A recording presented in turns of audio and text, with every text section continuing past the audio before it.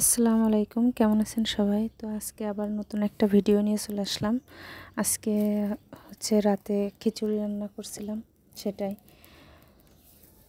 তো এই যে খিচুড়িটা দেখতে দেখতে হয়েও গেছে। তো সবথেকে বড় কথা হচ্ছে, আমি তো ফেসবুকে ভিডিও করতে চাইনি। অনেকে হয়তো ভাববেন যে আবার এরকম একটা নোটিশ দিয়ে আবার ভিডিও কেন করছি। তো আমি মনিটাইজেশন পেয়ে গেছি। আসলে যখন কষ্ট করছি তখন ফল পাইনি।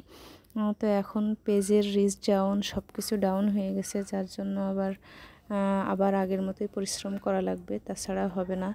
আমি ভাবছিলাম যে এখানে হয়তো বা কখনো হবেও না আমার ভিডিও টিডিও করা, এই জন্য করবো না। মনিটাইজেশন পাবো কি পাবো না তার কোনো ঠিক ঠিকানা নাই।